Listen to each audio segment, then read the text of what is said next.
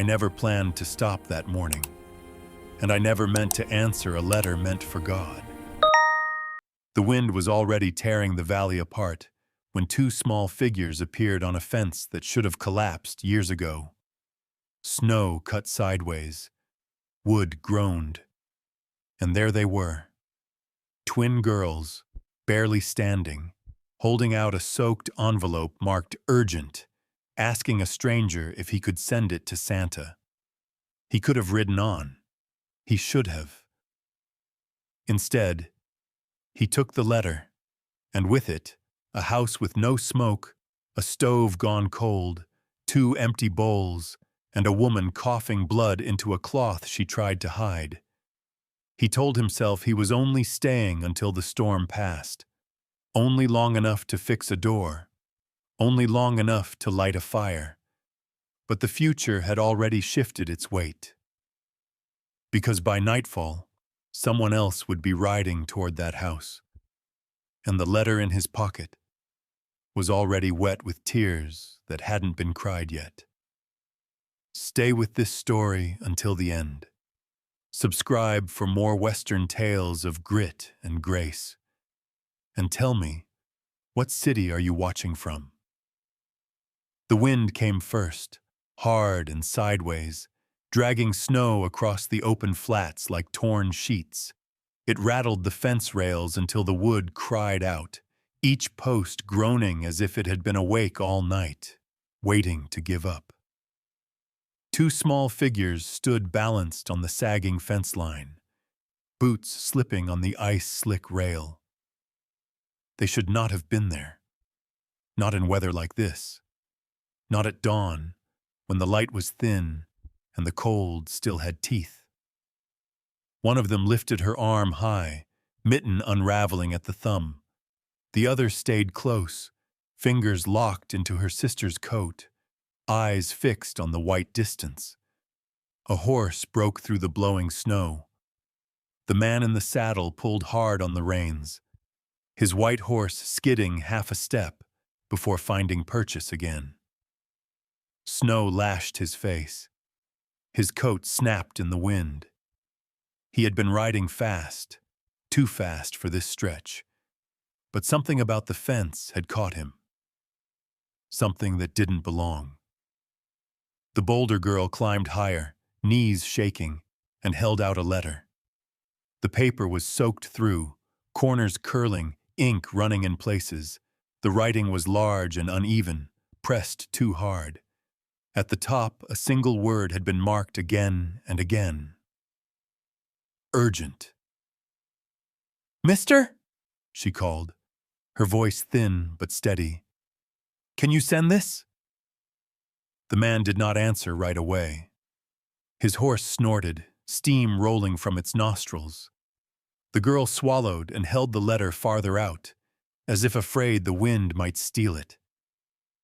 "It's for Santa," she said. The other girl tightened her grip, leaning in. Her eyes flicked once toward the road behind them, then back to the man. "We asked for a dad." The wind shoved harder. The fence creaked beneath their weight. The man's gloved hand hovered inches from the paper. He did not take it. I should turn around now. He hadn't spoken the words out loud in years, but they came just the same, dry and automatic. "I'm not—" He stopped himself. His throat tightened in a way the cold couldn't explain. "I'm not what you're wishing for." The letter fluttered between them. The quieter girl spoke then, her voice almost lost to the wind. "Mama said Santa can't find us, so maybe you can." Behind them, beyond the fence, stood a house that leaned as if it were tired of standing. The man saw it the moment he looked past the girls. No smoke from the chimney. No color anywhere. Burlap patched the roof. The front door sagged on one hinge, rocking slightly with each gust. Something is not right. He swung down from the saddle. Snow crunched under his boots, sharp and loud in the sudden stillness between gusts. The horse stamped once, restless. The man took the letter. The girl let out a breath she hadn't known she was holding. The other girl sagged against her, relief and fear tangled together. He studied the paper. Wet, cold, heavy for something so small. The words "to Santa" were smudged at the bottom, a careful underline scratched beneath them. "For Santa," he repeated, quieter now. "Yes, sir," the bold one said quickly. "We didn't ask for toys, just—" She stopped, glanced toward the house again. "Just someone to stay." The man folded the letter once, then again, and slipped it inside his coat. He did not tell them why he kept it. He walked them down from the fence, one hand steadying each small elbow. Their coats were thin. Too thin. The fabric smelled faintly of wood smoke and damp wool. They led him to the door without asking if he would follow. Inside, the air was dim and cold, the kind that clings to the lungs. A stove sat against the far wall, black and silent. 2 bowls rested on the table, scraped clean. On a nail beside the door hung a single Christmas stocking, mended in 3 places, its toe worn nearly through. It was empty. A woman stood between him and the rest of the room. She was thin, shoulders set straight despite the tremor in her hands. Her eyes were sharp, measuring, already ready for refusal. "Mister," she said, stopping herself, "we don't need charity." He nodded once. "I didn't bring any."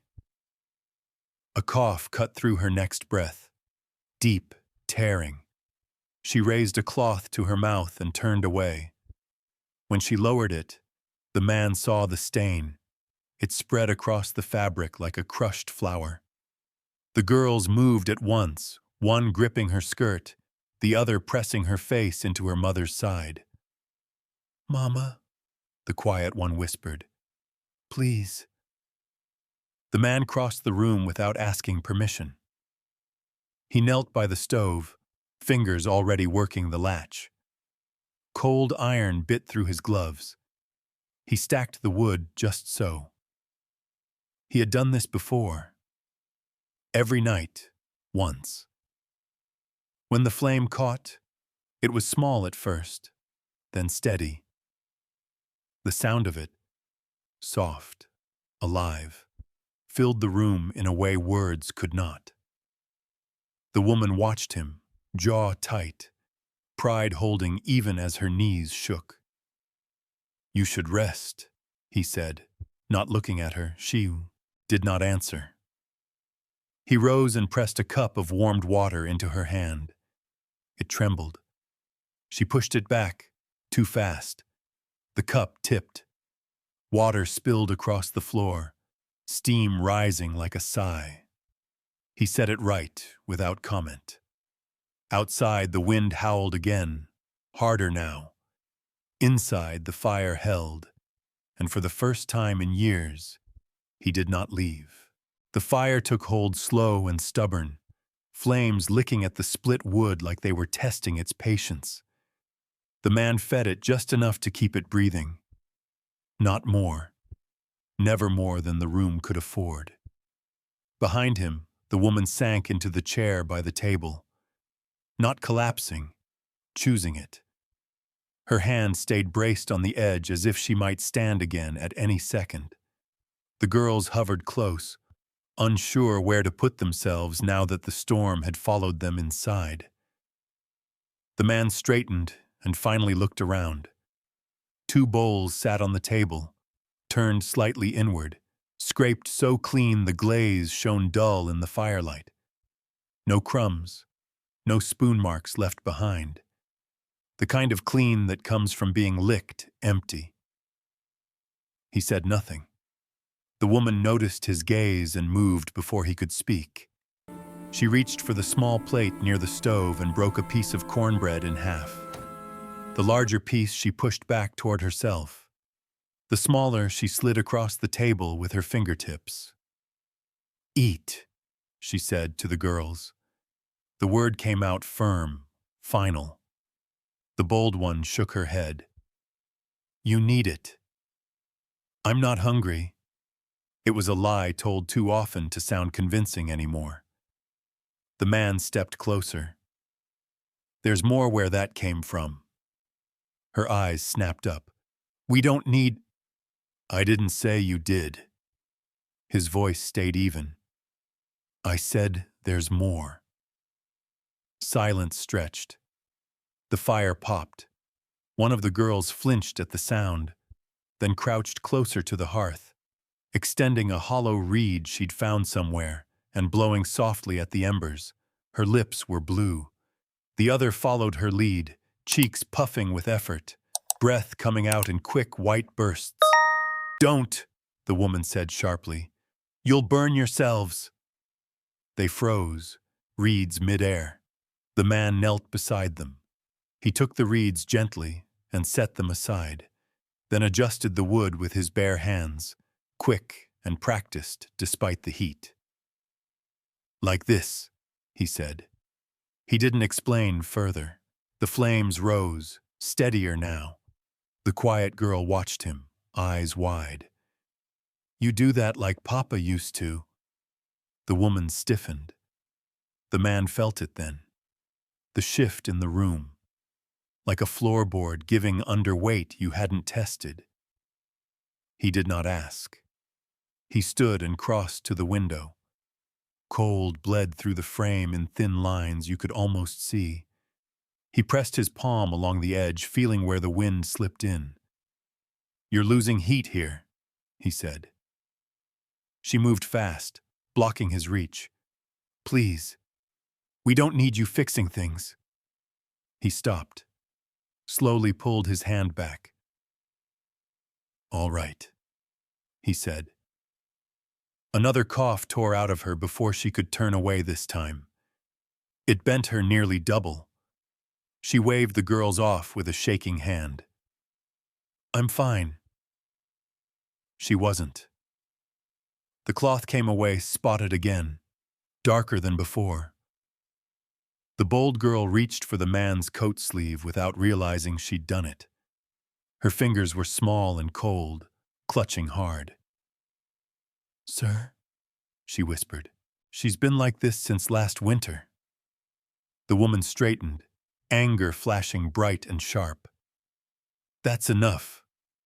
The man held up a hand, not in warning, in promise. "I'm not here to judge," he said quietly. Her laugh came out wrong, short, bitter. "Then why are you here?"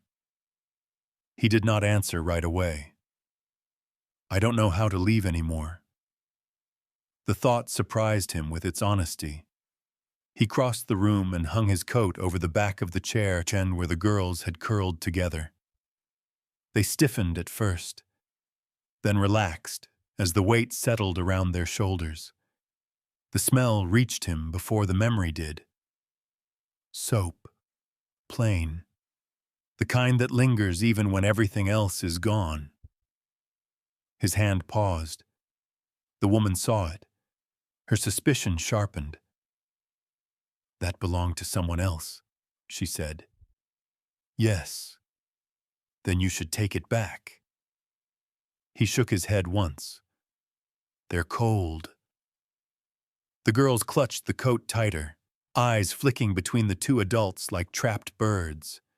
Outside, the wind pushed harder, rattling the door in its frame. The Christmas stocking on the nail stirred, empty and light. The man went to the door and wedged a length of wood against the bottom seam. The draft eased. The room held its breath. A kettle sat half full on the stove. He lifted it, poured what little remained into a cup, and set it back over the fire. When he offered it again, the woman hesitated longer this time. Pride warred with exhaustion in her eyes. She took it. Her hands shook so badly he thought she might spill it, but she did not push it away. The girls watched, silent. Outside, something moved in the distance. A sound that wasn't wind. The man's head turned slightly. Something is not right. He listened until the noise faded, then turned back to the room. "Eat," he said to the girls, nodding at the bread. They did. The woman drank. Slowly, each swallow an effort. The fire held, and the night settled in, quiet but not kind, as if waiting to see who would break first. The fire gave a low, steady crackle, the kind that sounded alive. It warmed the room in narrow bands, leaving corners untouched, shadows pressed close like they were listening. The woman sat with the cup cradled in both hands. Steam brushed her face. She breathed it in as if it were something she could keep. The man watched her drink, counted the sips. He had learned long ago that counting helped when waiting did not. The girls finished the bread in careful bites, crumbs caught at the corners of their mouths. The bolder one wiped her fingers on her skirt and glanced at the door. "Will it get worse?" she asked. The woman answered too quickly. "No." Another cough broke her lie in half. It came from deep in her chest this time, harsh enough to pull a sharp sound from the stove as she bent forward. The cloth went to her mouth again. Her shoulders shook once, twice. The man crossed the room before the girls could move. "Easy," he said. Not an order, not comfort. Just a word meant to steady. She waved him back with the cloth still pressed tight. "I said I'm fine." When she lowered it, the stain had spread. Darker now. He saw the way her fingers curled around the fabric, as if she could squeeze the color back inside. The girls didn't cry. They pressed close, one on each side, small hands gripping her sleeves like anchors. "Mama," the quiet one whispered, "please don't sleep." The woman forced herself upright, her jaw set. "I'm awake." She was lying again. The man turned to the stove. He adjusted the wood, coaxed the flame higher without flaring it too hot. His hands moved with the certainty of habit. He did not look back while he worked. "Since when?" he asked. The woman hesitated, just a fraction too long. "Last winter," the bold girl answered, "when the snow came early." The woman shot her a look, not anger, fear. "That's enough," she said. Her voice cracked, then hardened. "We didn't ask for—" "I know," the man said.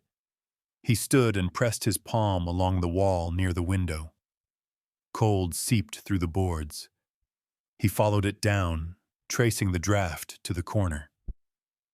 "You're bleeding heat," he said, "and strength." She moved to block him again, pride flaring like a shield. "Please, don't." He stopped, held still. "All right." The word cost him more than he expected. The quiet girl slipped away while they spoke. She crouched near the door, fingers working at the loose straw woven between the boards. She pulled a handful free and stuffed it into a narrow gap where the wind whistled through. The sound softened. Her eyes lit for a second, just a second, before the gust returned, stronger than before. The straw burst free and scattered across the floor. She froze, did not cry, just stood there, hands empty, staring at the gap she couldn't fix. The man knelt beside her.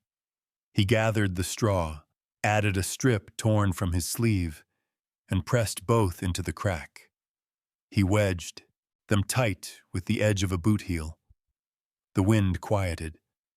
She looked at him, breath hitching, and nodded once. A solemn thanks. He rose and turned back to the room. The woman's face had gone pale beneath the firelight. Sweat beaded at her temple despite the cold. She gripped the edge of the table, knuckles white. "You should lie down," he said. She shook her head. "I can't." "Why?" Her eyes flicked to the girls. "Someone has to watch the door." The man followed her gaze. The door shuddered once under the wind, then stilled. "I'll watch it," he said.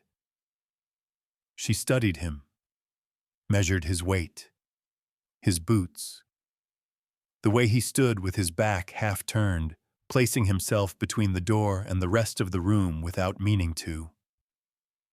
"You don't know us," she said. "No." "And you're still here." "Yes." The answer surprised them both. "I don't know when I decided."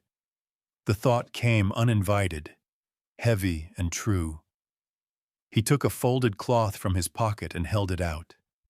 Clean, dry. She hesitated. Pride fought again, losing ground inch by inch. She took it and pressed it to her mouth when the next cough came. The stain bloomed fast. The girls watched it spread, eyes wide, breathing shallow. "God," the man whispered. He hadn't meant to say it. The word slipped out like a reflex, like muscle memory. "Help us." The fire popped, loud in the quiet that followed. Outside, something shifted again. A sound carried low through the wind, dull, rhythmic, then gone. The man's head tilted, his eyes narrowed. Something is not right. He moved to the window and wiped a clear patch in the frost with his sleeve. White stretched out in every direction. No lights, no figures. Just the road, half buried, and the fence line bending under the snow. He stepped back. "Finish the water," he told the woman. She obeyed this time. The girls had climbed onto the chair together, tucked beneath his coat. Their heads leaned together, eyes drooping despite themselves. Exhaustion won where fear could not. He watched their breathing slow. The Christmas stocking stirred on its nail as another gust rattled the door. Still empty. Still waiting. The man reached inside his coat and felt the letter there, damp and creased against his chest. He did not take it out. Not yet. Outside, the wind circled the house, patient and unkind. Inside, the fire held, and none of them slept the way they should have, because something, somewhere beyond the light, was moving closer. The night settled heavier after that, the kind of dark that pressed against the windows like it wanted in. The fire worked hard to keep its place, snapping softly, throwing light that climbed the walls and fell back again. The girls slept folded into each other beneath the man's coat. Their breaths came shallow but even, small clouds rising and fading in the air. Every now and then one of them twitched, fingers tightening in the wool, as if afraid it might disappear. The woman did not sleep. She sat at the table, back straight, hands wrapped around the empty cup long after it had cooled. Her eyes tracked every sound, the stove settling, the door sighing in its frame, the wind combing the roof. "You should lie down," the man said again. She shook her head. "If I close my eyes, I won't hear them." "I will." She studied him, the way he stood, the way he listened. Not just to the house, but past it, You don't have to stay, she said. He answered without thinking. I know. The door rattled harder. A loose board near the bottom flexed, letting a thin blade of snow slide across the floor. One of the girls stirred. The quieter one slipped free of the coat and padded across the room, bare feet silent on the boards. She crouched by the door, fingers probing the gap where the cold breathed through. The woman noticed too late. Wren! The child had already pulled loose another handful of straw from the wall stuffing. She pressed it into the crack, packing it tight with careful fingers, lips moving as if counting each piece. For a moment, the wind eased. Her shoulders lifted. Hope, small and fragile, flickered across her face. Then the gust came back stronger. The straw burst free in a scatter of yellow, rolling across the floor like it had never belonged there at all. Cold rushed in again, sharp and loud. The girl froze. She did not cry, did not move, just stared at the empty space where her fix had been. The woman half rose from her chair, coughing as she did. It's all right, she said, too fast. Come back here. The man was already there. He knelt beside the child and gathered the scattered straw. He tore a strip from the lining of his sleeve, rough and quick, and pushed both into the gap. He wedged them in place with a piece of kindling and pressed his boot heel against it until the board held. The wind thinned to a hiss. He tapped the door once with his knuckles. Solid enough. The girl looked up at him. Her eyes shone, not with tears, but with the effort of holding them back. Good work, he said. She nodded. Once, as if accepting a task completed. She returned to the chair and curled back under the coat, fingers still trembling. The woman watched the exchange, something tight working in her throat. She turned away before it could break loose. The man crossed to the stove and checked the kettle. He poured what little warmth remained into the cup again and carried it to her. She took it this time, without argument. Her hands shook. A little water spilled over the rim and steamed where it hit the floor. She did not apologize. Neither did he.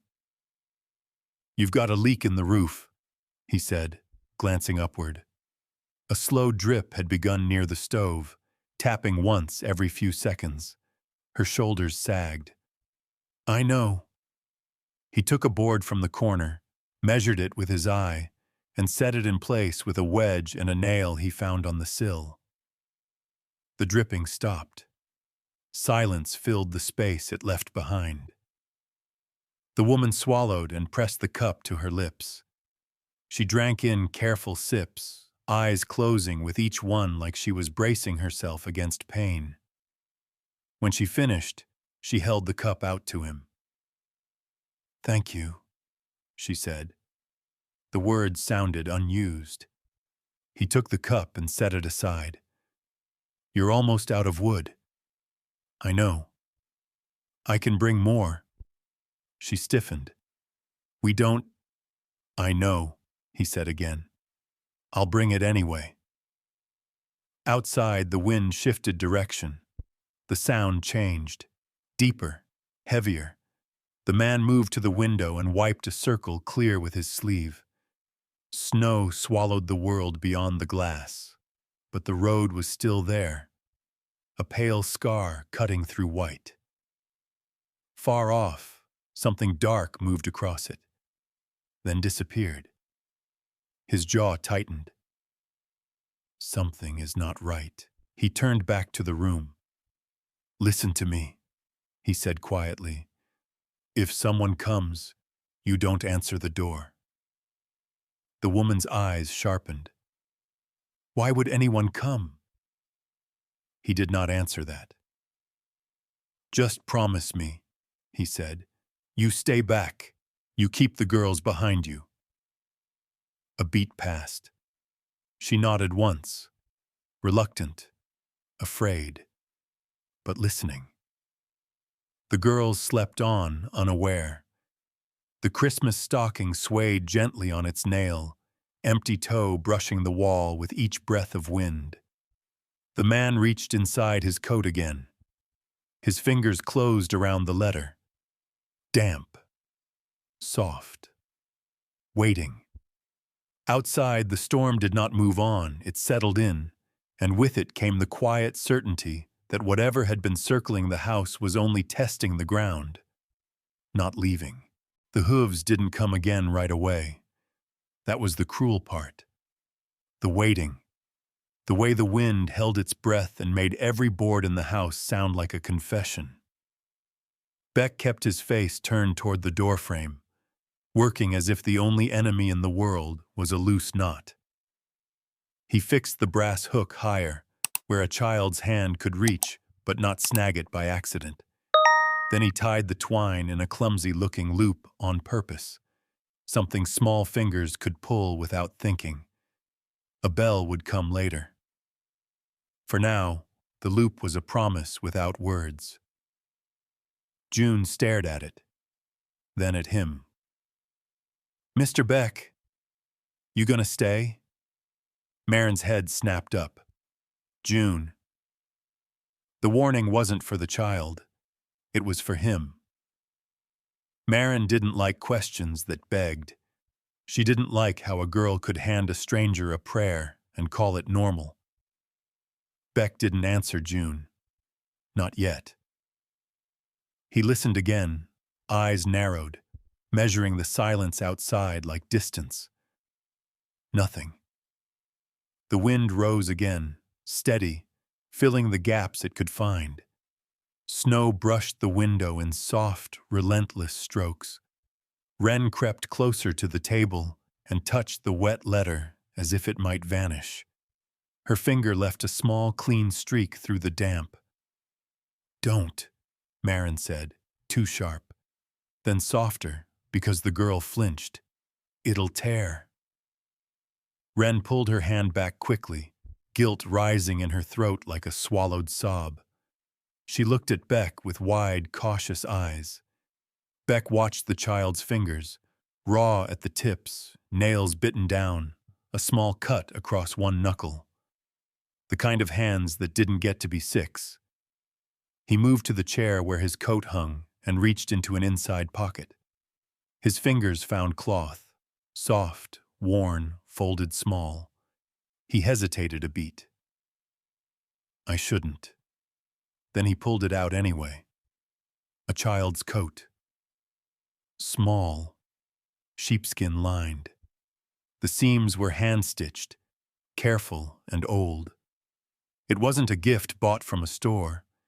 It was something kept because throwing it away would have been admitting a truth a man wasn't ready to live with. He held it out toward June first, not to choose her, but because she was standing between him and Marin like a shield. June stared at the coat as if it might be a trap. Marin's eyes narrowed until they were almost slits. We don't need, she began. Beck didn't push it into anyone's hands. He just held it there, steady. June reached for it slowly, then stopped when Marin inhaled. June, Marin said, and the word carried everything. Pride, fear, warnings a mother shouldn't have to teach on Christmas. June's hand hovered. Wren swallowed. Her own shoulders shook with cold. She tried to hide it, pressing her arms tight to her ribs. Beck's gaze went to Wren, then back to the coat. He lowered it to the chair beside the stove instead, close enough to warmth that the lining would hold heat, far enough that Marin could pretend it wasn't an offer. I'm not buying anything, he said quietly, eyes still on the fire. I'm keeping children from freezing. Marin's lips pressed together. People don't do that for nothing. Beck's jaw tightened. He looked at June and Wren, their eyes fixed on the coat. He didn't argue again. He picked up the coat and draped it around Wren's shoulders in one smooth motion before Marin could stop him. Not forceful, just decisive, like throwing a blanket over a sleeping child in a storm. Wren stiffened.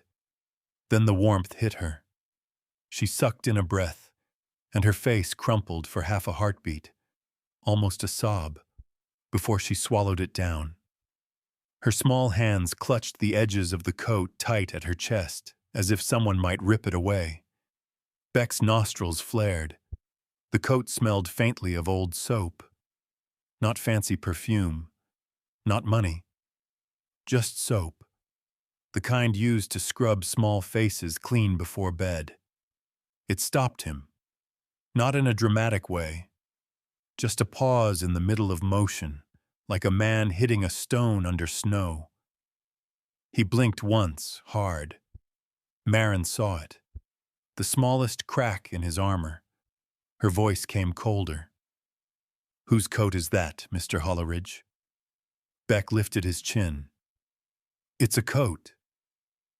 That's not an answer. June watched them, eyes moving back and forth like a pendulum. Wren stood very still, afraid that if she breathed too deep, the coat would be taken back.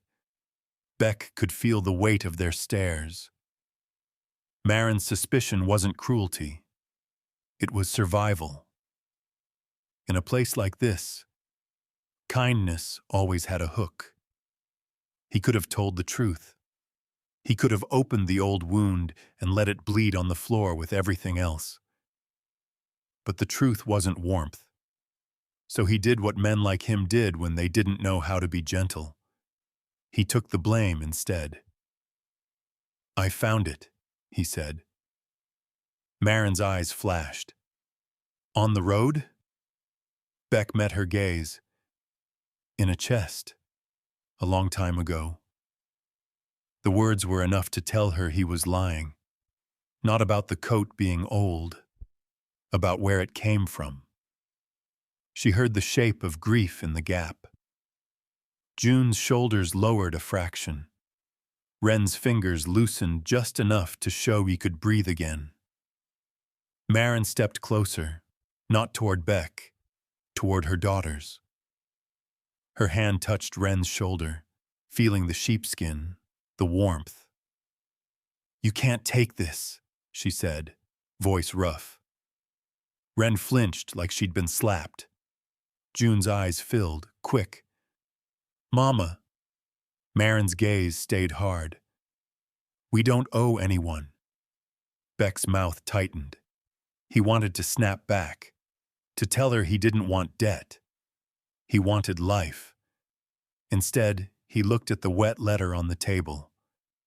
To Santa. Urgent. He spoke low. "Nobody's asking you to owe." Marin stared at him. "Then what do you want?" The question hung there, sharp as the wind outside. Beck didn't answer immediately. He looked down at Wren, at the coat clutched tight, at the way the child's knees knocked with cold anyway, because fear still lived in her bones. Then he looked at June, chin lifted, pretending bravery, eyes begging behind it. "I want you to live through this week," he said at last. Marin's breath hitched. It wasn't what she expected. It was worse because it was honest. June swallowed. "And after the week?" Marin snapped. "June." But June didn't back down.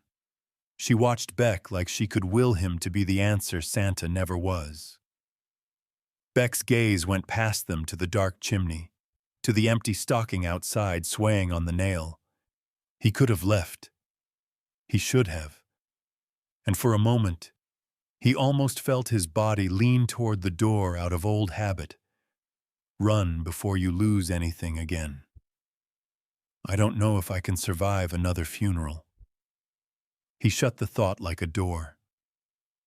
Beck reached into his coat pocket again and pulled out a second smaller item, another child's garment folded tight. He didn't offer it. He didn't explain it. He just placed it near the stove to warm. Maren saw the motion. Her eyes sharpened. There was more than one. Her suspicion deepened, and so did something else. Something like understanding. Outside, the hooves returned. This time they were real. Close. June heard them and went still. Wren's fingers dug into Beck's old coat so hard her knuckles whitened. Maren's face drained of color. Not from cold, from recognition. She whispered, barely moving her mouth, as if the walls might carry sound. "He's early." Beck's eyes narrowed. "Who?" Maren swallowed. Her hand found June's shoulder and held. "The man with the papers," she breathed. "The one who owns our winter." The wind slammed against the house. And then the knock came, hard, arrogant, certain. Not a neighbor, not a lost traveler, a collector. Beck didn't reach for his gun. He reached for the door and put his body in front of it. "Stay behind me," he said, voice low. June and Wren didn't move. They didn't have to. Their small hands found his coat without being told, clinging like the last honest prayer left in the room. The knock came again. 3 blows, spaced like a man counting his power. Maren didn't answer it. She didn't tell him to go. She didn't do anything that would give the sound outside a shape to grab. Her eyes were on the girls, and the girls' eyes were on Beck. Beck kept his hand on the doorframe, not opening, not flinching. He listened first. Listened for how many horses, how many men, how close the boots were to the porch boards. He could hear the stallion outside shift in the snow, impatient, ears flicking at every sound. "Mr. Beck," June whispered, the words barely there. "Is it—" "Quiet," Maren said, too fast. Then softer, because the girl's shoulders jerked. "Just stay quiet." A gust rattled the warped window. The fire popped low. The kettle went silent.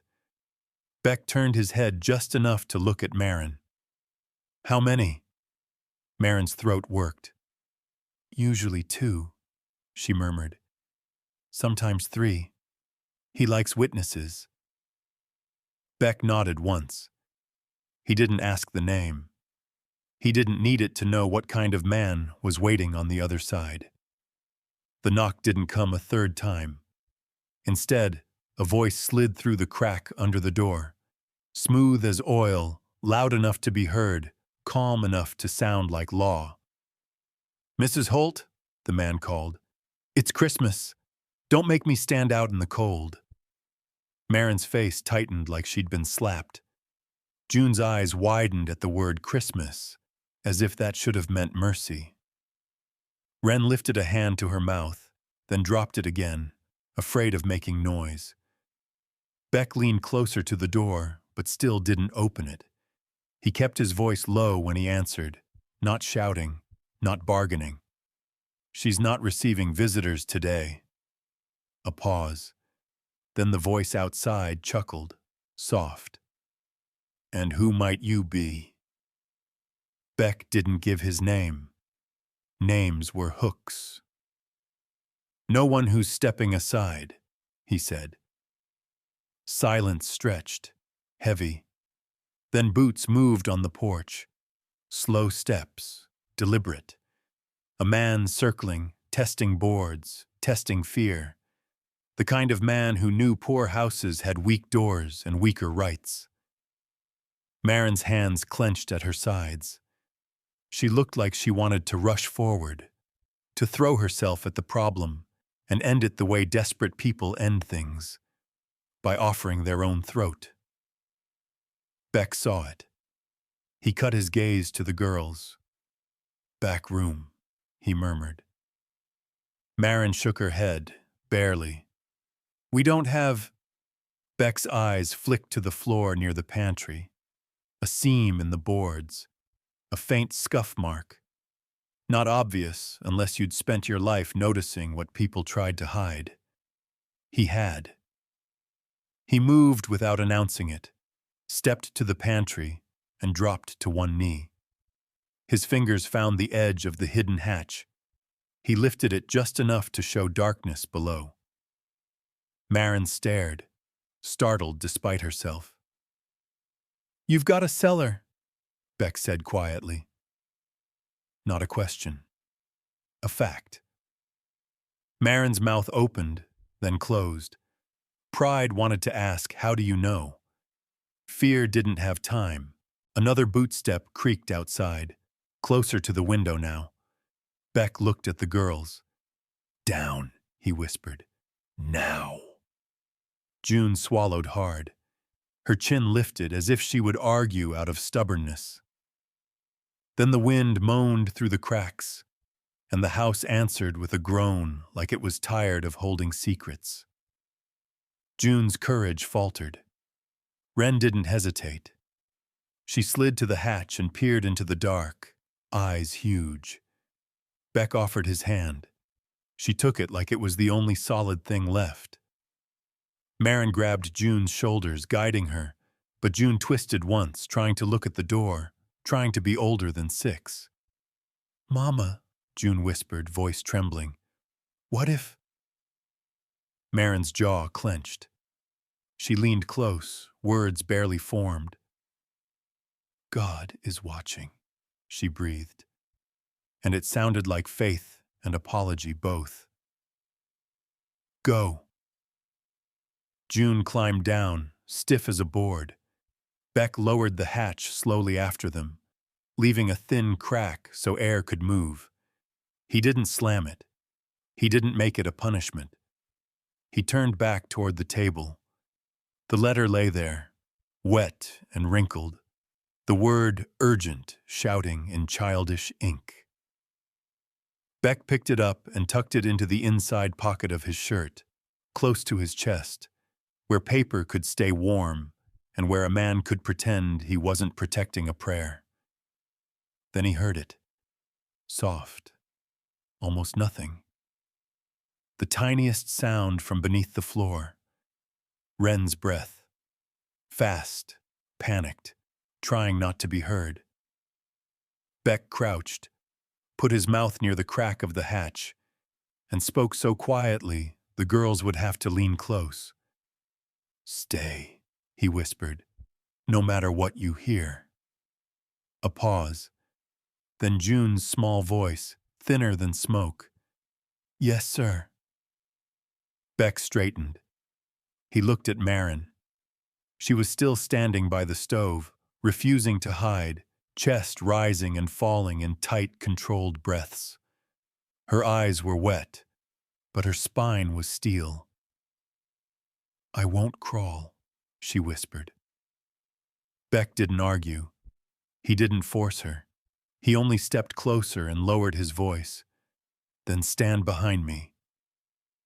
The next knock didn't come from the front door. It came from the side window. A hard rap on glass. A test.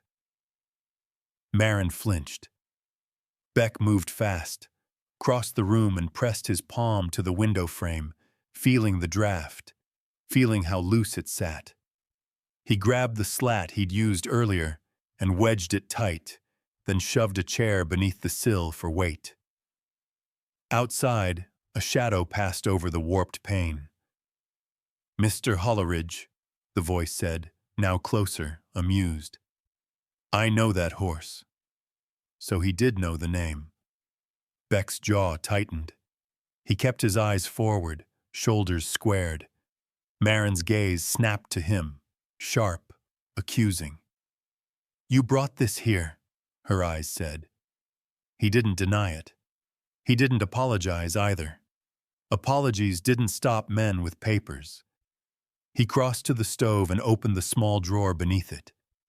Inside were odds and ends, string, a broken spoon, a few nails, and matches. A small box, worn, light. He slid it out, flipped it open. 3 matches. Only 3. Maren saw them and her face went hollow. She reached for the box like it was her last breath. "No," Beck said, firm, and closed his fingers over it. "Not yet." Maren's eyes flashed. "Those are ours." Beck nodded. "That's why you'll live long enough to use them." Another sound outside. Boots on the porch again, closer to the door, heavier now. The man was done playing. The latch rattled. Beck's hand went to the door frame again, not to open it, but to brace it. The handle turned. The door shuddered once, held by the wedge Beck had set earlier. A laugh came through the crack, low and pleased. "You can bar a door, Holleridge," the voice said softly, "but you can't bar a debt." Beck breathed out slow. He looked at Maren, then at the stove, then at the matchbox in his hand. 3 small sticks of wood. 3 chances. He set the matchbox on the table, right beside the wet letter. Then he turned his body slightly, positioning himself between the door and the hidden hatch beneath the floor, like a living wall. His voice dropped, calm as packed snow. "Try it again," he called, "and you'll find out what a man is willing to lose on Christmas." Outside, the handle stopped turning. For half a breath, everything went still. Wind, boards, even the fire.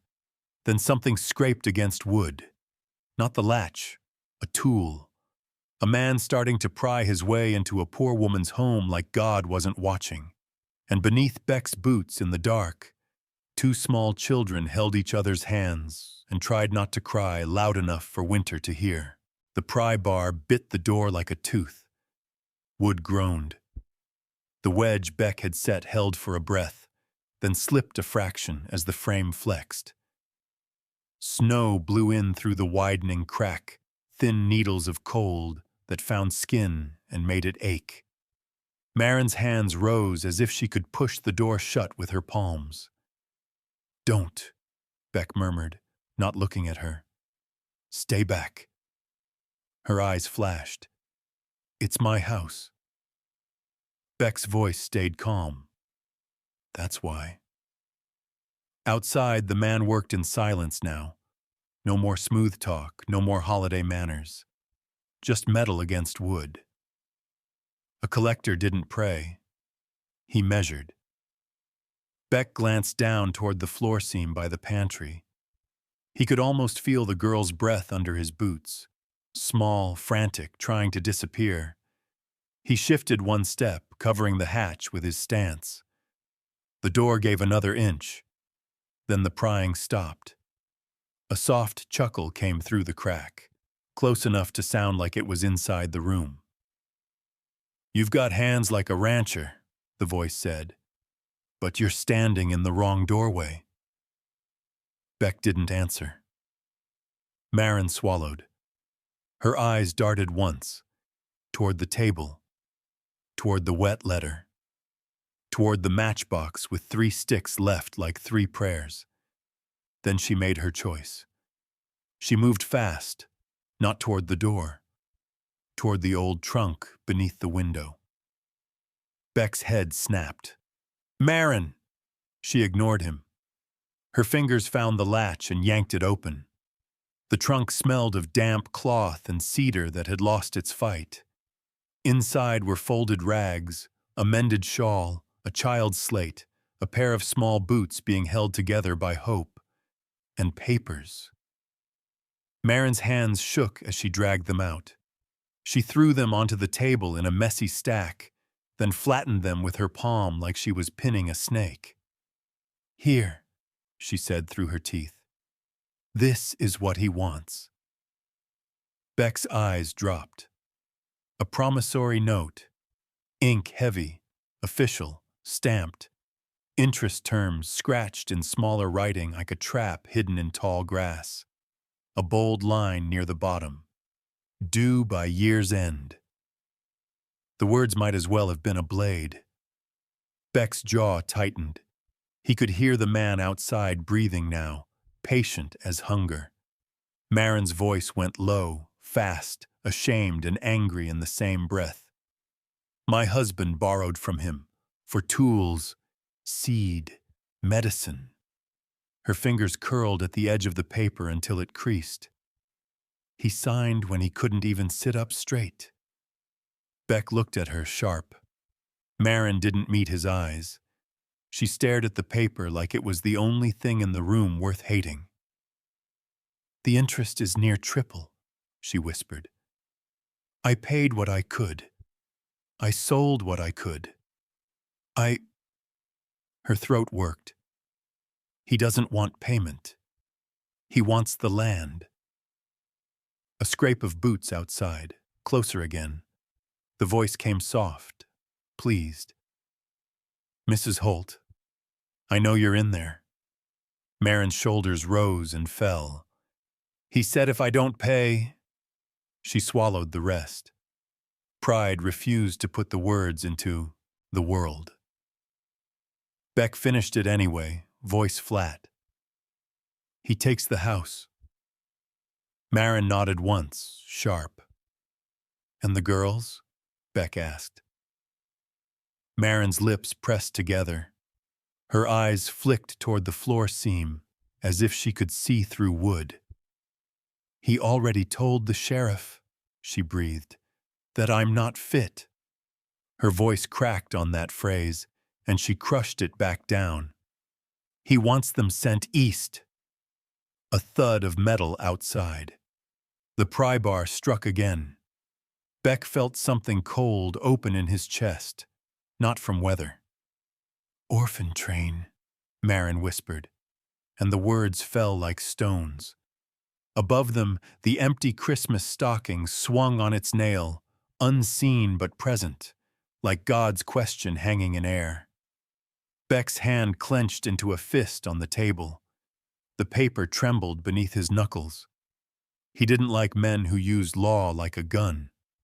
He didn't like men who used children like collateral.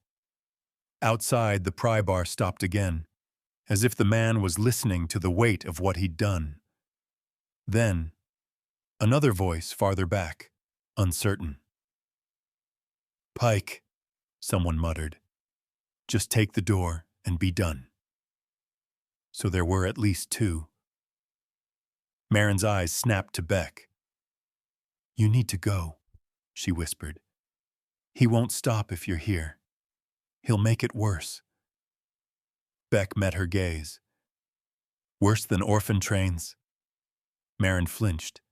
She looked away. June's voice rose faint from under the floor, so small it barely existed. "Mama?" Marin froze. Her hand flew to her mouth. She turned toward the pantry like she could smother sound with her body. Beck crouched, pressed his palm against the boards over the hatch. His voice dropped to nothing. "Quiet," he whispered down through wood. "Stay." A pause. Then the tiniest breath. "Yes, sir." Beck straightened slowly. The door shuttered again, frame flexing. Snow dust drifted in, settling on the table papers like ash. Marin's hand shook as she gathered the promissory note back into a stack, as if hiding it would hide the threat. Beck caught her wrist gently, stopping her. "Don't hide it," he said. "Let me see the whole snake." Marin's eyes flashed. "You can't fix this." Beck didn't argue. He read. His gaze tracked the ink, the stamp, the signature. Then he saw it. Small, almost nothing. A second hand in the margins. A notation about a guardian assessment and child relocation. A line that shouldn't have been there unless the man had already spoken to someone in authority. Beck's mouth went tight. He looked up at Marin. He planned this before your husband was cold. Marin's breath caught. Rage flashed through her, then fear again. She was trapped between them like a fence in high wind. June's boldness suddenly appeared in a new form. From beneath the floor, a small piece of paper slid out through a crack, pushed by tiny fingers, desperate. Beck stared. A drawing. Charcoal, rough, childlike, but clear. A man on a white horse standing between a crooked house and a wall of storm. Two small stick figures behind him. A woman by the stove. And above them, a jagged line like wind. Beck's throat tightened. Under the drawing, in crooked letters, was one sentence. The man who stays. Marin saw it too. Her lips parted, then pressed shut hard. Beck picked up the drawing carefully, as if it might break. He looked toward the floor seam. I don't deserve that name. He set the drawing on the table beside the wet Santa letter, beside the matchbox with 3 matches left, beside the promissory note with due by year's end carved like a threat. Outside, the pry bar stopped. Silence. Then the voice returned, smooth again, satisfied. Mrs. Holt, the man called. Last chance. Open up. Let's do this proper. Beck stepped closer to the door, shoulders squared. Marin whispered, He'll take everything. Beck's voice came low, firm, like a vow spoken to God more than to her. Not today, he said. Not on Christmas. Not while I'm standing. And just then, outside, hooves crunched the snow again, not retreating, arriving. The arriving hooves didn't sound like rescue. They sounded like certainty. Heavy, deliberate, unhurried. The kind of riding that meant a man believed the road belonged to him. Beck kept his hand near the latch, not opening, not backing away. He listened to the rhythm outside. One horse stopping close to the porch, another shifting farther back, a third circling in the yard like a dog testing a fence. Marin's face tightened. She whispered, barely moving her lips, He brought men. The voice on the porch changed tone, slick again, satisfied. You hear that? The man called through the door. Witnesses, just like the law likes. A soft laugh followed, then boots on wood. The pry bar scraped once more against the frame, not because it was needed, but because fear was a tool. Beck looked at Marin, then at the table, the note, the letter, the matches, the drawing. 4 kinds of paper, 4 kinds of truth. He lowered his voice. Get down. Marin's jaw clenched. No. Beck didn't plead. He only shifted his body, placing himself between her and the door, the way a man stands between a child and a stampede. June's voice rose faintly again from below. Mr. Beck?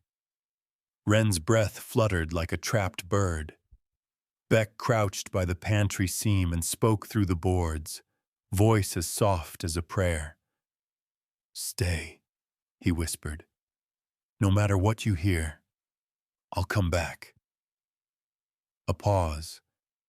Then June, trying to be brave. Promise? Beck swallowed. The word lodged in his throat like a nail. I promise, he said anyway. Marin heard it. Her eyes snapped to him, sharp, because promises were dangerous things. Promises were what got people killed. Another crack of wood outside. The pry bar bit deeper. The wedge groaned. Beck stood, moved to the stove, and grabbed the length of rope he'd noticed coiled near the wood basket. Frayed, rough, meant for hauling, not fighting. He looped it once around his hand, testing the bite of hemp against skin. Marin's voice trembled with fury. You'll get yourself hurt. Beck's gaze didn't move from the door. Better me than your girls. Marin flinched as if struck. Her pride rose, quick. They're mine. Beck nodded once, calm. Then let me help you keep them. Outside, the collector's voice turned sweet as poison. Mrs. Holt, he called. I know you're in there. I can hear your stove. I can smell your little fire. Ain't that a Christmas miracle? One of the men behind him chuckled. Then came a different sound. Paper. A crisp sheet being unfolded. A stamp pressed hard. The collector spoke louder, as if reading from scripture. By authority of the promissory note signed and witnessed, property seizure effective at default. And default is, he paused, savoring it, today. Marin's breath hitched. It's not today, she whispered. It's year's end. The collector laughed, low. Year's end is what you tell poor folks, so they keep hoping. But the clause is clear. Missed payment last month triggers immediate action. Beck's jaw tightened. He glanced at the note on the table. The fine print. The trap in the margins. He looked back at Marin. She shook her head, slow. I didn't know. Beck believed her. Men like Pike didn't lend money. They lent snares. The pry bar jammed in again. The frame creaked louder. The door shifted inward half an inch. Cold poured in. Wren whimpered, an involuntary sound from beneath the floor. Marin's eyes went wide. She moved toward the pantry seam without thinking. Beck caught her wrist, firm. Don't. She whispered, broken. They'll hear them. Beck leaned close, voice low enough only she could hear. Then we don't make a sound above them, he said. We hold. Marin stared at him, hatred and gratitude tangled so tight she couldn't separate them. Outside, a boot kicked the porch post. Open it, Mrs. Holt. Silence. Beck didn't answer. The collector sighed theatrically. All right. Break it. The pry bar drove in with force. Wood split with a crack like a gunshot. Marin flinched. Her hand flew to her mouth to trap a sound. Beck's hand tightened on the rope. The door buckled. And then Beck heard something else under the storm and shouting. A small, metallic jingle. His own horse, white stallion, tethered near the fence. Its tack shifting. Someone was moving toward it. A flank. A thief's route. Beck's eyes narrowed. He moved, fast and silent, to the back of the house where the boards thinned and the window sat low. He pressed his face close to warped glass. Through the blur of snow, he saw a man slip around the side, rifle slung, head down, moving toward the yard like he meant to come in another way. Another man stood by the fence, watching, not to help, but to witness. Pike had planned this like a purchase. Beck turned back to the room. The fire flickered. The kettle trembled on the stove. The empty bowls sat on the table like an accusation. The wet letter with urgent lay beside the note that threatened orphan trains. And above all of it was Maren, standing rigid, refusing to be dragged out of her own life. Beck stepped back to the door.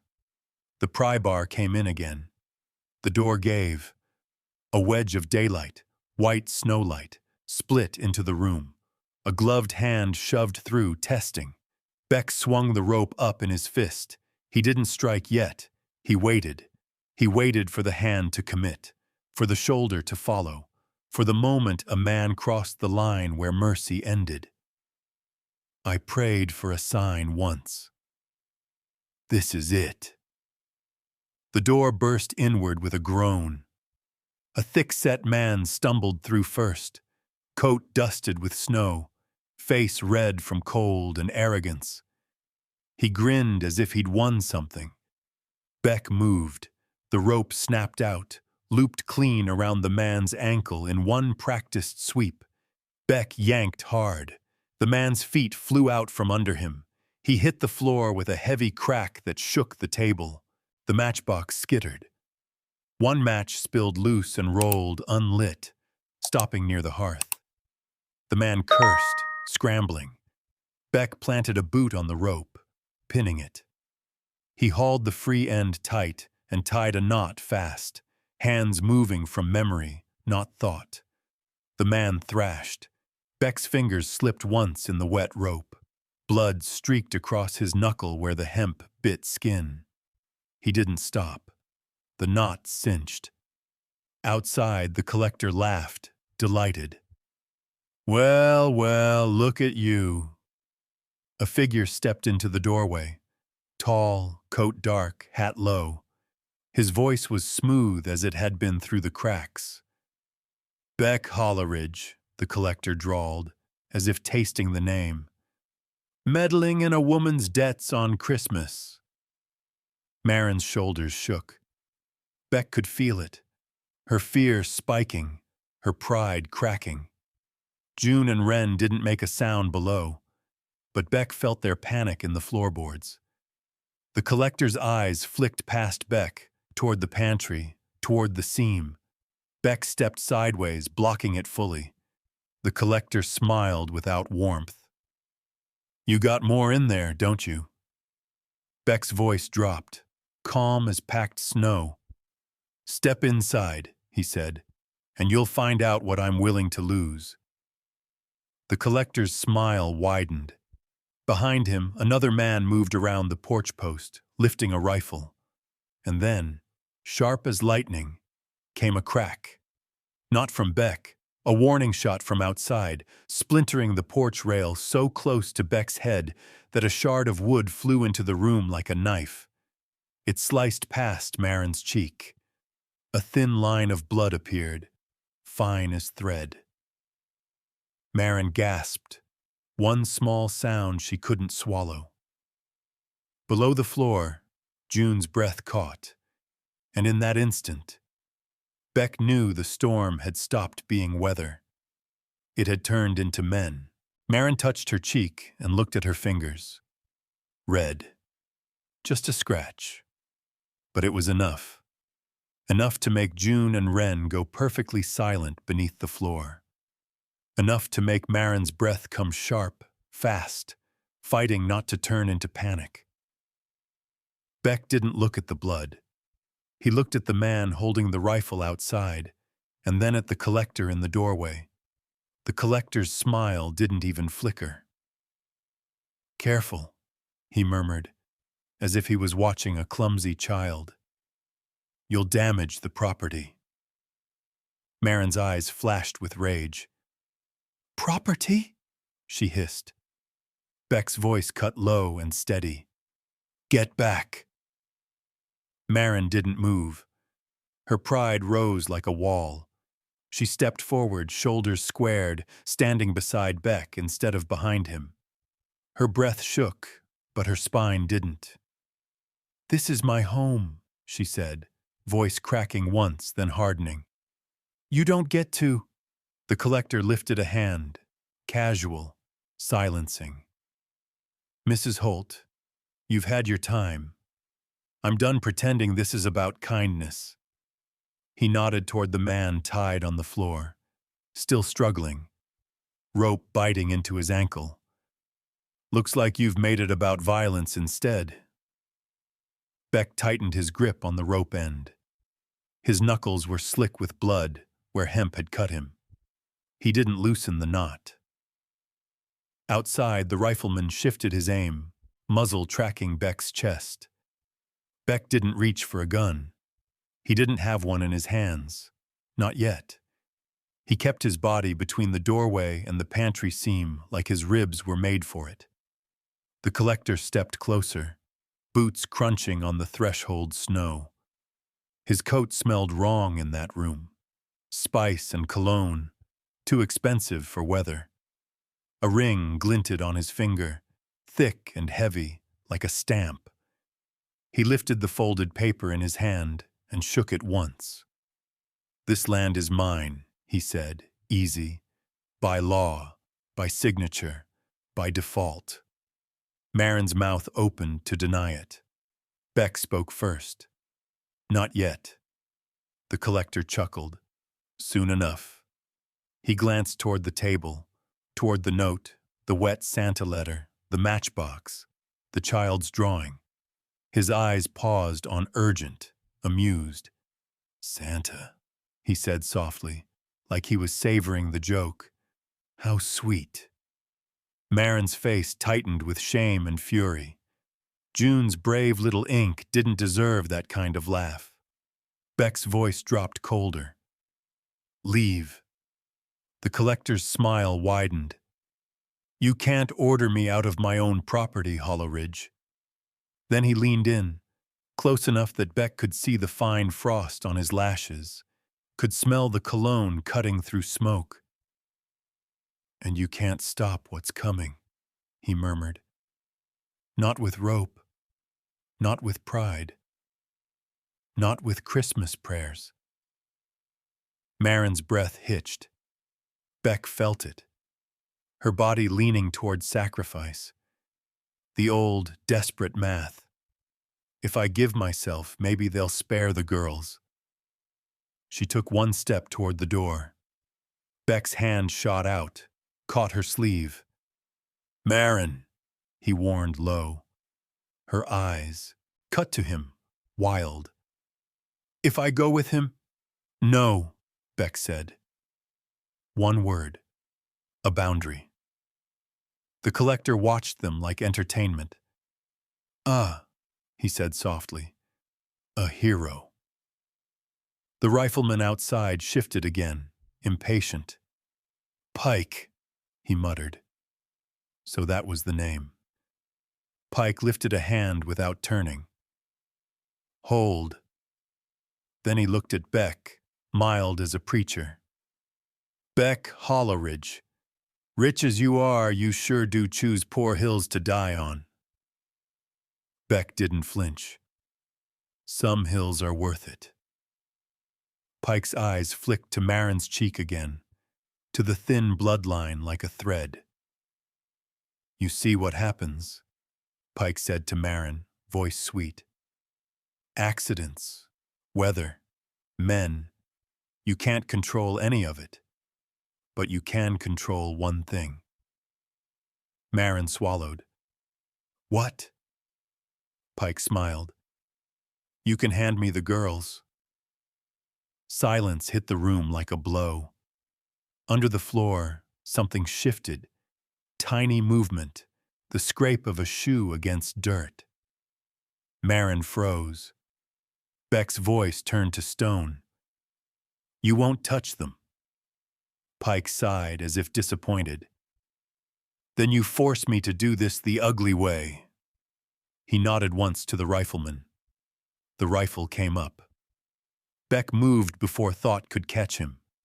He grabbed the rope still tied to the fallen man, yanked hard, dragging the attacker's body across the boards with a grunt. The man cried out, cursing, and Beck used the pull to swing the man's bulk into the doorway line. An ugly shield. The rifle barked. The shot cracked through the cold air, splintered the door frame, and lodged in the wall, missing flesh by inches, but close enough that dust and wood chips burst into Beck's face. He didn't blink. He stepped forward instead, planting himself fully in the doorway. Pike's smile faded, just a little. "You're going to get yourself killed." Beck's breath fogged in the gap between them. "Maybe." Pike's eyes narrowed. "For what? A woman who won't even take your charity? 2 half-starved girls?" Beck's jaw tightened. He glanced once over his shoulder, toward the table. The wet Santa letter. Urgent. A prayer folded into paper. His voice dropped, rough with something older than anger. "Because God doesn't forgive men who ride past this." Pike laughed, but there was less amusement now. "God?" Beck didn't raise his voice. "It's Christmas." Marin's eyes filled, quick. She blinked it away, fierce. Pike's gaze sharpened. "Then let him save you." He stepped back, making space. The rifleman outside shifted his feet, bracing, aim steady now. Beck knew the line had been crossed. Pike wasn't here to scare them into paying. He was here to take. Beck's hand slid along the inside of the doorframe, feeling for anything. Tool, nail, leverage. His fingers found the old hinge Beck had tightened earlier. He ripped it loose with a jerk, wood splintering. In his palm it became a jagged piece of iron and timber. Not a gun. But enough. The rifle barked again. This time the bullet grazed Beck's shoulder. Hot pain tearing through wool and flesh. His body jolted. Blood bloomed fast beneath his coat. Marin gasped, a sound like her heart breaking. Below the floor, June whispered something. One word, barely air. "Daddy." Beck didn't hear it clearly. He felt it, like a hand on a scar. He staggered but didn't fall. He planted his boots harder. Snow swirled in through the broken doorway, melting on his blood and turning pink. Pike stared at the spreading stain, satisfied. "See?" he murmured. "You bleed like anyone." Beck's breath came ragged. His good hand clenched around the jagged hinge. He could have stepped back. He could have let Marin bargain. He could have saved himself. Instead, Beck lifted his chin and spoke through pain like a vow. "From this day forward," he said, voice low but unshaking, "this family is under my protection." Pike's eyes hardened. His smile vanished completely. And just then, outside, beyond Pike's men, another sound cut through the storm. Lanterns, hooves moving fast, a voice calling out in the dark. "Beck!" a man shouted. "You in there, old friend?" Beck didn't look away from Pike, but for the first time since the door splintered, Pike hesitated, and in that hesitation, hope took its first breath. The lantern light cut through the snow like a blade. It swung closer, then steadied. 2, 3 lights bobbing through the white. Hooves hammered the packed drift, fast and sure. The kind of ride that meant a man had decided something mattered more than comfort. Pike turned his head just enough to see them. The rifleman beside him hesitated, muzzle dipping a fraction. Beck didn't waste the moment. Pain burned through his shoulder, hot and thick, but he stayed upright. He tightened his grip on the jagged hinge and took one step forward into the doorway, pushing Pike's men back with the simple fact of his refusal. Marin stood behind him, trembling, one hand pressed to her cheek, where the thin scratch bled, the other clenched hard at her side so she wouldn't reach for the hatch and betray the girls with panic. The tied man on the floor groaned, trying to crawl. Beck hooked his boot against the rope and dragged the man back with a harsh scrape, keeping him from rolling into the pantry seam. Outside, the approaching voice boomed again. "Beck Holleridge! You alive in there?" A rider appeared through the blowing snow, broad-shouldered, coat dusted white, hat low. Sheriff Tom Harlan sat tall in the saddle, a lantern held high. 2 deputies followed, rifles across their backs, eyes sharp. Pike's mouth tightened. Sheriff Harlan's gaze swept the scene in one fast pass. The broken door, the blood on Beck's coat, the rope on the floor, Pike standing too calm for an honest man. Harlan's jaw set. "Pike." Pike lifted both hands in a gesture so polite it was insulting. "Sheriff, Christmas morning. I'd hate to trouble you." Harlan swung down from his horse, boots crunching. He didn't smile. "You already did." One deputy stepped past him, rifle ready, eyes on Pike's man outside. Another moved toward the tied attacker, knife drawn to cut rope, not to free him, to secure him better. Pike's voice stayed smooth. "This is a civil matter, debt, default, a lawful seizure." Harlan's eyes flicked to Marin, pale, shaking, but standing. Then to Beck's shoulder, blood seeping through wool. "You call that lawful?" Harlan asked quietly. Pike shrugged, as if weather had done it. "Your wealthy friend got sentimental and resisted. My men defended themselves." Beck laughed once. Short, bitter, no humor in it. Harlan's gaze snapped to him. "You shot?" Beck's voice came rough. "Grazed." Harlan's eyes hardened. "Inside."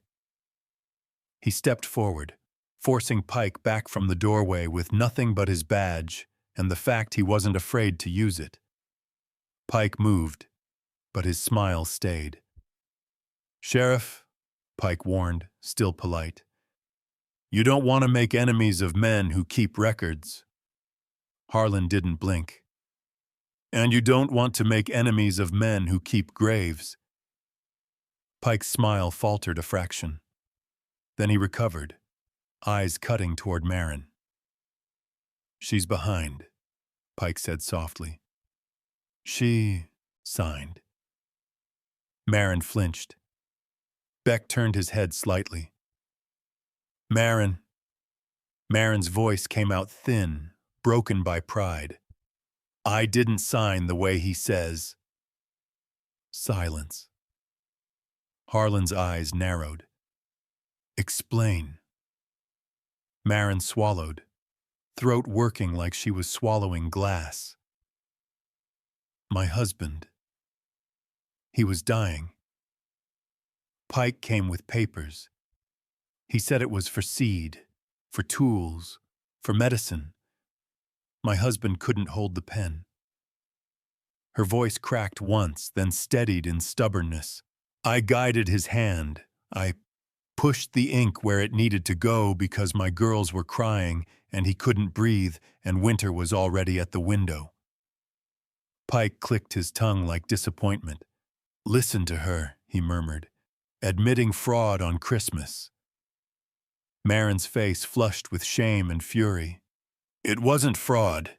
It was desperation." Beck's good hand clenched so hard his knuckles whitened. He didn't look at Marin like she'd confessed a sin. He looked at Pike like he'd revealed a crime. Harlan's mouth tightened.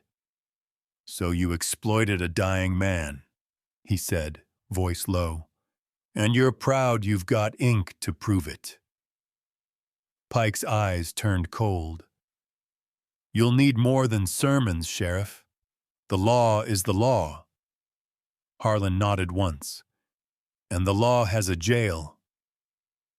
Pike laughed softly. "For what? Debt?" Harlan lifted his lantern slightly, casting hard light on the broken doorframe, the splintered rail outside, the blood on snow. "For assault," Harlan said. "For intimidation. For threatening to take children by force." Pike's eyes narrowed. "Threatening?" Beck's voice cut in, rough. "He said orphan train." The deputies stiffened. Harlan's gaze sharpened. Pike spread his hands again. "A possibility. A consequence. Not a threat." Harlan stepped closer to Pike, voice flat. "You say it again, and I'll put you in irons just to make Christmas quieter." Pike stared at him, then glanced toward Beck's bleeding shoulder. His smile returned, smaller now, meaner. "You can't keep them safe forever, Hollow Ridge." Beck didn't answer. Pain throbbed down his arm, hot and relentless. He felt warm blood sliding under his shirt, soaking into cloth. His breath came shallow. He could taste iron at the back of his throat. Marin saw it. Something in her shifted. She took one step toward Beck, hesitant, like stepping toward help was still a kind of humiliation. Then another. She lifted her hands, trembling, and reached for Beck's coat. Beck flinched, reflexive, not from fear of her, but from the pain that spiked as cloth tugged at his shoulder. "I can," Marin began, then stopped, swallowing pride. "Let me." Beck stared at her, surprised. Harlan's deputy moved in, offering a strip of cloth. Marin shook her head. "No," she said. "I have one." She pulled the rough cloth from her pocket, the same one stained with blood. She unfolded it. The dark flower stared back. Beck's jaw tightened. "Don't waste it." Marin's eyes flashed. "It's not waste." She pressed the cloth against Beck's shoulder with careful hands. Beck hissed softly through clenched teeth. Marin's fingers shook, but they stayed firm. Harlan watched, expression unreadable, then turned to Pike. "You and your men," he said, "off this property. Now." Pike's jaw tightened. He looked past Harlan into the dim room, his gaze snagged on the table, on the wet Santa letter, on the child's drawing. His smile curled, ugly. "Santa," he murmured under his breath. "Cute." Then he leaned closer to Harlan, voice low. "This isn't finished." Harlan's response came colder. "It never is." Pike stepped back, signaled his men with a small flick of his fingers. They mounted. The tied man was hauled up by deputies and dragged toward the sheriff's horse like a sack of grain. As Pike climbed into his saddle, he turned his head toward the broken doorway and spoke loud enough to carry. "Enjoy your Christmas miracle," he called. "It'll thaw and rot like everything else." Then the horses moved off into the storm, their hooves fading into white. For a long moment, no one moved. Wind hissed through the broken doorway. Snow drifted in, settling on Beck's boots, on the floorboards, on the edge of Marin's skirt. Beck's knees threatened to buckle. Marin saw it. Without thinking now, she grabbed his good arm and steadied him, small hands anchoring a large man. And in that instant, Beck did what he hadn't done in years. He let someone hold him up. I used to hold them. I forgot how it feels. Harlan exhaled, slow. He looked at Beck with something like relief and irritation mixed. "Took you long enough to start caring again," he muttered. Beck tried to answer, but his breath caught. He stared at the pantry seam like it was the most important line in the world. "Marin," he whispered, voice tight. The girls. Marin's face went pale again. She stumbled toward the pantry, dropping to her knees. Her hands fumbled at the hatch. She opened it. Darkness breathed up. Then two small faces appeared. June first, eyes wide. Then Wren behind her, mouth pressed tight to keep from crying. June climbed up fast, arms flying around Marin's neck. Wren followed, slower, hands shaking, then pressed into Beck's side, careful of his injured shoulder, instinctively knowing where not to hurt. Beck's breath shuddered. Wren's small fingers found the edge of the child's coat still on her shoulders and clutched it tight. June looked up at Beck's blood-soaked wool and whispered, horrified, "Mr. Beck." Beck forced his voice steady. "I'm here," he said. "That's what matters." June's throat worked. She leaned in close to Wren and whispered something Beck wasn't meant to hear. "Don't say it out loud," June breathed. "Not yet. Don't jinx him." Wren nodded fast, eyes shining, and in the dim light of that broken doorway, Beck felt something stronger than pain hold him upright. Not pride, not anger, a promise already being asked of him, even if no one dared speak its name. The storm didn't leave just because Pike did. If anything, it got meaner, like winter hated seeing men walk away alive. Sheriff Harlan's deputies boarded the broken doorway, as best they could, with a spare plank and a length of rope. It wasn't a real repair. It was a bandage on a bleeding house. Snow still snuck through the seams. Wind still whistled low. But it bought time. Time was the only thing poor people ever truly begged for. Beck sat on the edge of the table because standing made his vision narrow and dark at the corners. Marin pressed the cloth tighter to his shoulder, jaw set hard as she held back fear. She didn't cry. Crying was for later. Survival came first. June and Wren hovered near the stove, close enough to heat that their cheeks started to show color again. They didn't run around. They didn't laugh. They watched Beck like he was a candle flame they were terrified of losing. Harlan crouched by the broken post outside, studying the splinters and the angle of the bullet hole. He stood and came back in, shaking snow off his hat. "This wasn't just collection," he said quietly. Beck's voice rasped. "No." Harlan's eyes narrowed. "He brought witnesses. He brought a pry bar. And he fired first." Beck swallowed. He wanted the girls. Marin's breath caught. Her fingers trembled on the cloth. Harlan looked at her then, really looked. "You said he mentioned orphan trains?" Marin's lips pressed tight. She nodded once. Harlan's jaw flexed. "That's more than debt," he said. "That's coercion." Beck watched him, eyes heavy. "Then do something." Harlan didn't flinch. He met Beck's gaze with the weary honesty of a man who'd buried enough bodies to hate promises. "I will," Harlan said. "But law moves slow. Pike doesn't." Silence settled. Thick. Outside, wind dragged snow across the yard in long, white sheets.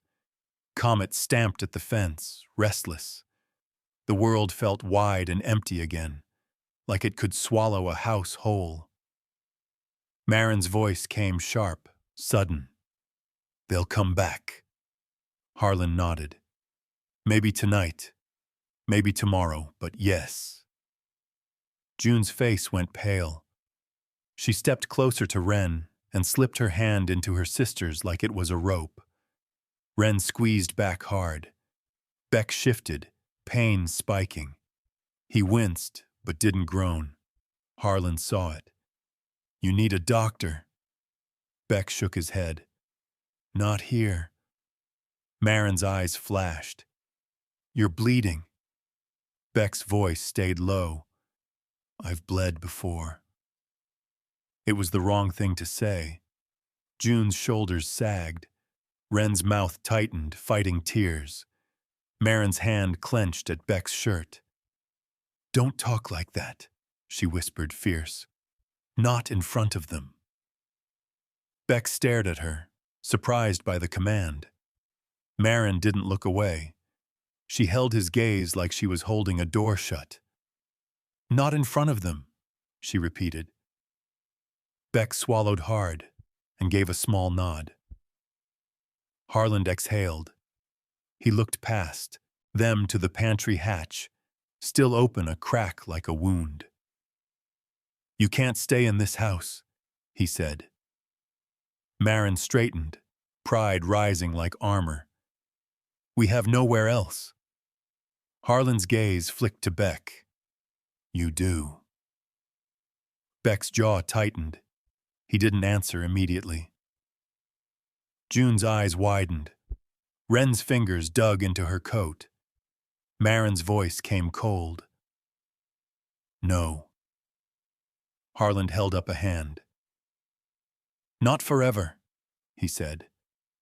"Not charity. Shelter. Protection."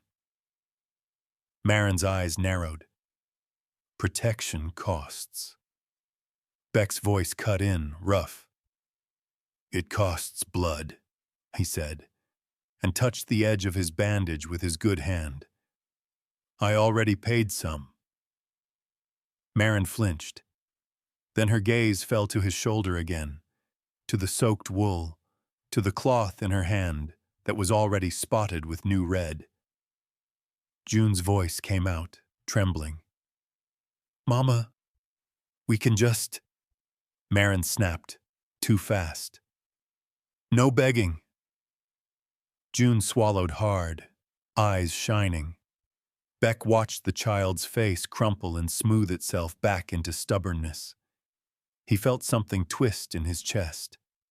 He reached into his coat with his good hand, slow, careful. The motion made June and Wren stiffen, as if reaching into a pocket meant pulling out another goodbye. Beck's fingers found paper. He pulled it free. The Santa letter, wrinkled, damp at the edges. The urgent ink smudged but still shouting. A corner of it was darker now, not from snow, from tears. Fresh, small tear stains that hadn't been there earlier. Beck stared at them, throat tight. He didn't remember crying.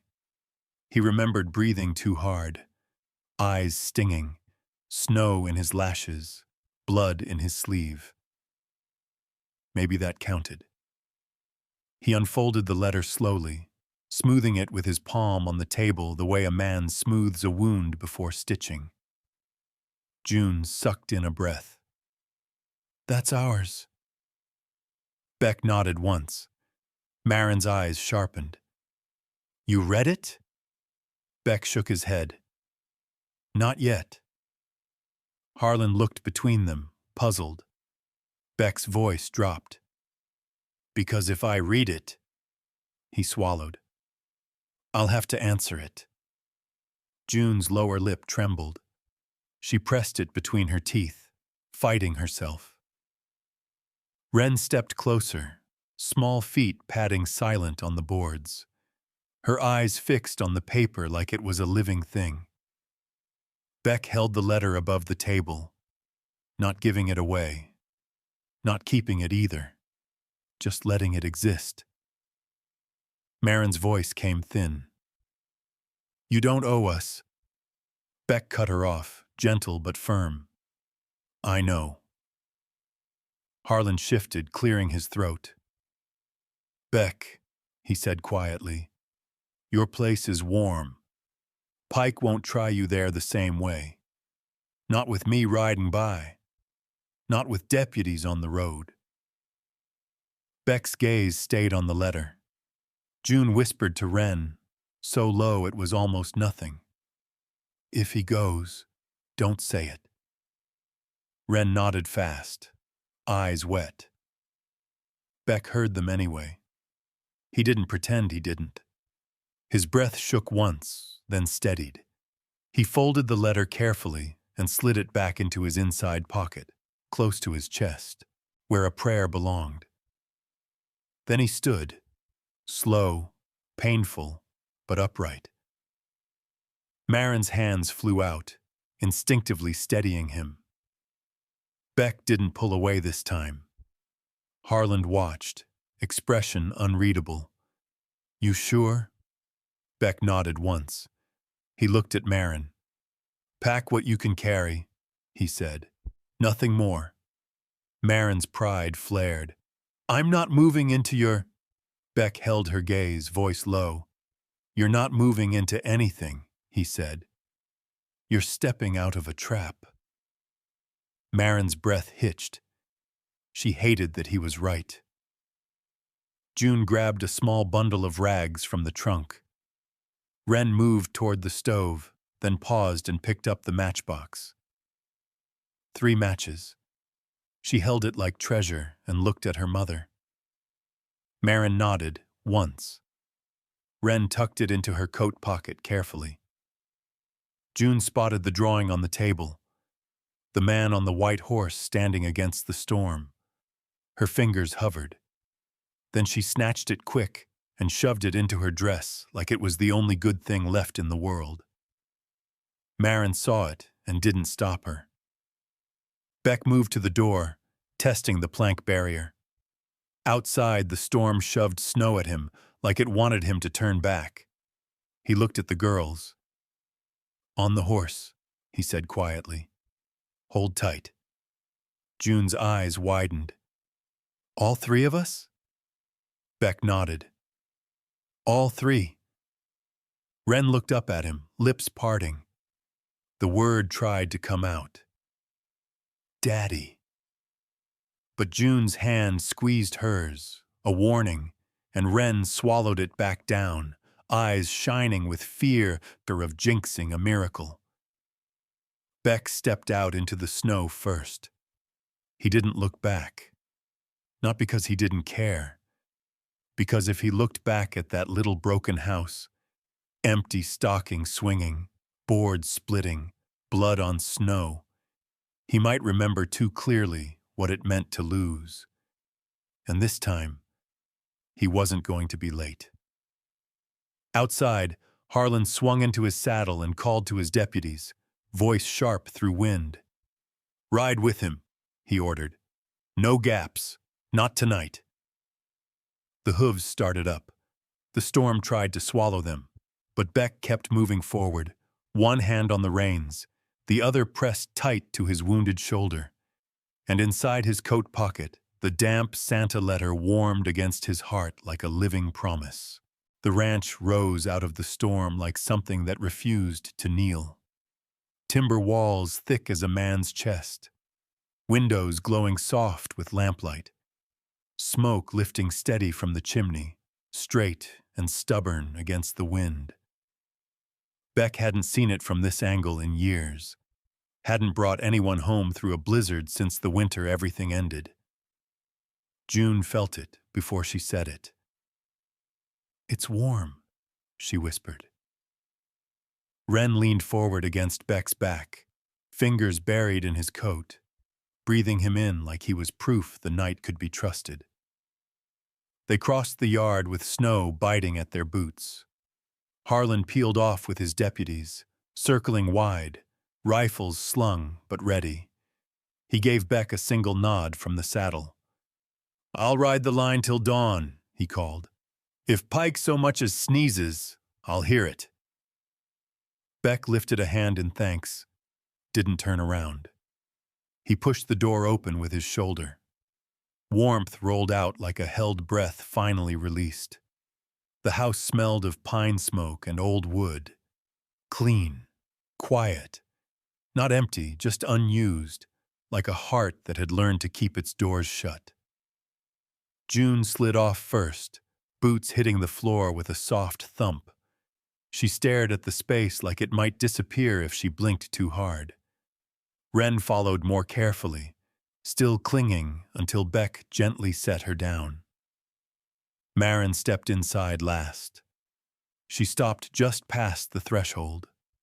Her eyes moved slowly, over the long table, the chairs pushed in, the hearth laid ready with stacked logs, over the walls bare of pictures, over the staircase that led to rooms that hadn't heard a child's footsteps in years. She folded her arms tight across her chest, guarding herself.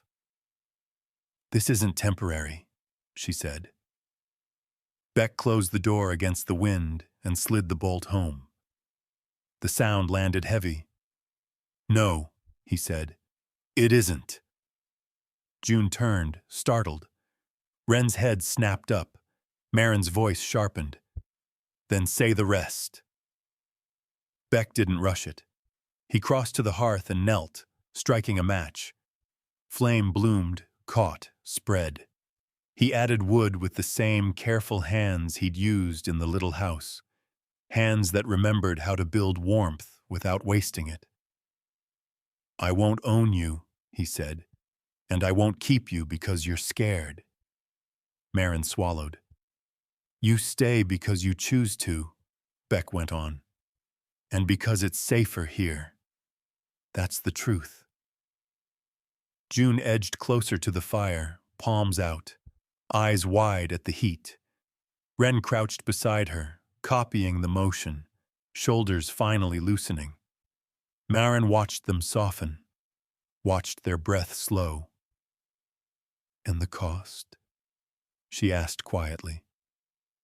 Beck stood, pain flashing across his face but not stopping him. He met her gaze straight on. "You work if you're able," he said. "You rest when you're not. No one touches the girls without your say. No one signs papers you don't understand. And when spring comes," he paused, "we decide again." Marin studied him like she was weighing a bridge. "And Charity?" she asked. Beck shook his head. "This is shelter." Silence stretched. Then June spoke, voice small but steady. "Mama, can we stay till the snow stops?" Marin closed her eyes, just for a second. When she opened them, something had shifted, not broken, not surrendered, but bent enough to survive. "Tonight," she said. Beck nodded. "Tonight." He moved to the back hallway and opened a door that stuck from disuse. The room beyond was small, clean, and bare. 2 narrow beds waited under folded quilts, untouched. Wren froze in the doorway. "For us?" she whispered. Beck nodded. "If you want." June darted forward, then stopped herself, remembering manners learned the hard way. "May we?" she asked. Beck stepped aside. "You may." They climbed onto the beds like the quilts might bite. Then they laughed. Soft, surprised sounds, like they didn't quite believe themselves. Marin turned away quickly, pressing her fingers to her mouth. Beck went back to the front room and reached into his coat. The Santa letter came out again. He smoothed it once more, slower now, like a man handling something fragile that mattered. He crossed to the wall near the hearth and took a small nail from a shelf. Drove it in with 2 careful taps. Then he pinned the letter up where the firelight could reach it. The word urgent still showed. So did the water stains. Marin watched him do it. "You're keeping it?" she asked. Beck nodded. "So I don't forget." June peeked around the corner, eyes lighting up. "It's up high," she said, "so Santa can see." Beck huffed a breath that might have been a laugh. Maybe, he said. Wren padded over quietly, holding something behind her back. She hesitated, then handed it to him. The drawing. The man on the white horse standing against the storm. Beck took it like a gift, too heavy to be held lightly. Could we? Wren began, then stopped. Beck already knew. He slid the drawing under the letter, tucking it in so the edge showed. There, he said. June beamed. Now it won't get lost. The bell came next. June found it in a drawer by the stairs, tarnished but whole.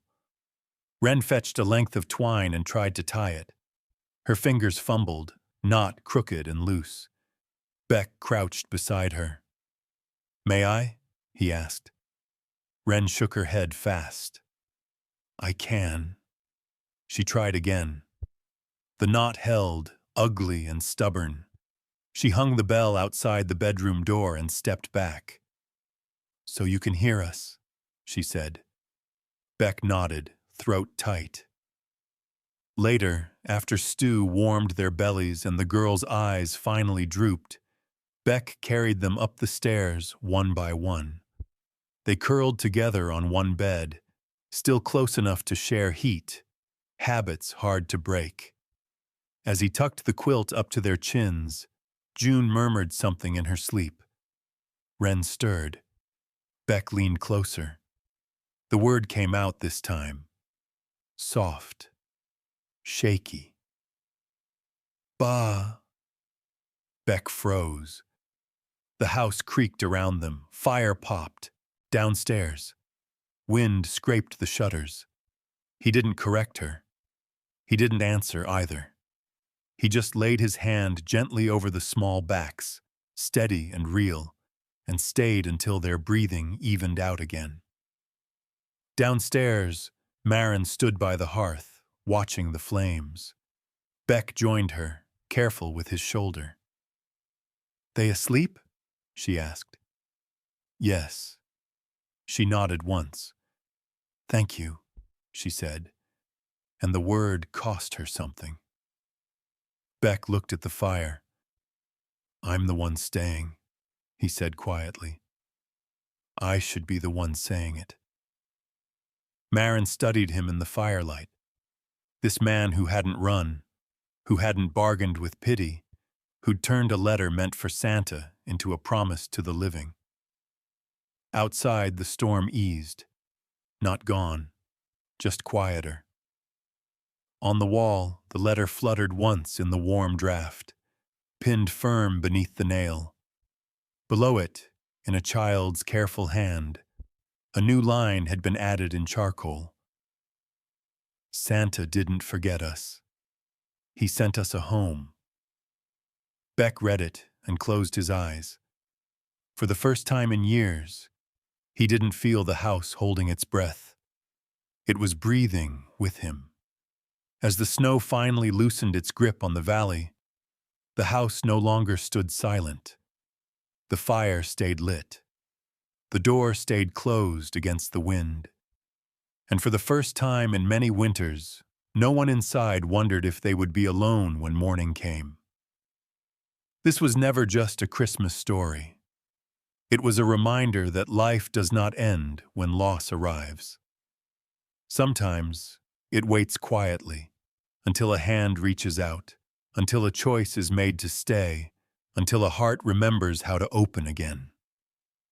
In the hardest seasons, love often comes not with promises, but with steady footsteps, shared bread, and someone willing to stand watch through the night. If this story stirred a memory, a hope, or a quiet tear, you are not alone. Stories like this belong to all of us who have lived long enough to know that second chances are rare and precious. If you enjoyed this tale, please take a moment to like the video and subscribe to the channel. It helps keep these stories alive and shared with others who still believe in kindness, faith, and family. And we would truly love to hear from you. Please leave a comment below and tell us the city or town you're watching from. Until next time, may your home stay warm, and may your heart never forget the comfort of a light left on for someone who needs it.